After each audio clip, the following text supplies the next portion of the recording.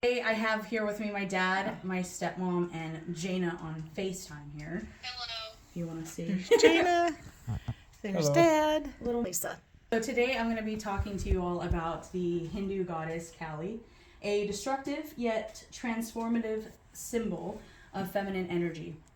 Have you guys ever had a moment in your life where you realized you had to tear something down and rebuild it from the ground up, whether that be a job, a career choice, or a mental mindset? Well, sometimes doing that, the destruction of that thing leads to an even bigger transformation. And that is exactly what the Hindu goddess Kali represents.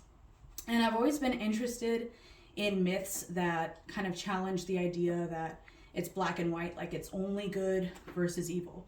And with Kali, she represents both good and evil at the same time. She's destructive, but yet she also represents healing and rebirth. And so I'm going to be going over three main points. One is going to be the origin of Kali and how she came to be. And the second is going to be the symbolism of her and why she looks the way she does and the symbolism behind that. And then the third is going to be her relevance in today's society and how we can still look at her story and apply it to our lives in the modern day. So I'm going to switch this. So as you can see, these are photos of Kali if you want to look at them. The battle of the goddess Durga and the demon Raktabija is actually how she became this. So she was once the goddess Daja. Or am I saying that right? Durga, sorry. And so she was going about trying to destroy this demon Raktabija. And every time that the goddess Durga slashed Raktabija, his blood would hit the floor. And the moment his blood hit the floor, he would clone himself and become another and another and another. So you could see how hard it was for that goddess to destroy him, right? So in that absolute chaos and overwhelming fear that the goddess Durga was experiencing, she birthed a new version of herself named Kali.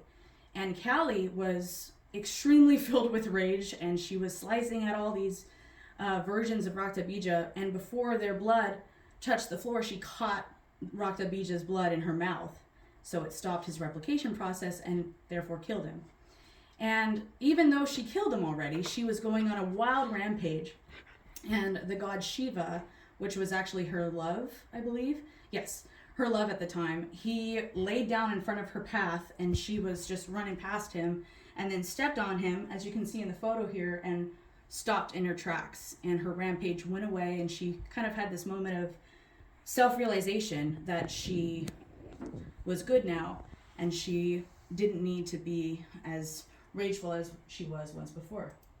And I believe it's Dr. Kingsley, a leading scholar in Hindu goddesses, she wrote, Kali's destructive actions are undertaken not because she is evil or demonic, but because she is the one who must step in when ordinary means of control are ineffective. So this image of the god Shiva being underneath Kali is actually the most iconic imagery and symbolism in Hindu worship and art. So let's go into the symbolism of her figure and why it's so terrifying. So she, if you look at her, you get scared, but she has a necklace of skulls. She has blood in her mouth dripping out. She has blood on her hands. She has a severed head in her hand sometimes. She has a bunch of severed arms around her, and then she's always sticking out her tongue showing the blood. And that can really scare a lot of people, but it's actually a symbolism of putting your fears right there in front of you and confronting them. So it's supposed to be uncomfortable to look at Kali. It's supposed to kind of shake you awake and remember that it's not all sunshine and rainbows. Sometimes you have to face hard things and face your darkness, your illusions, your arrogance, and your ego.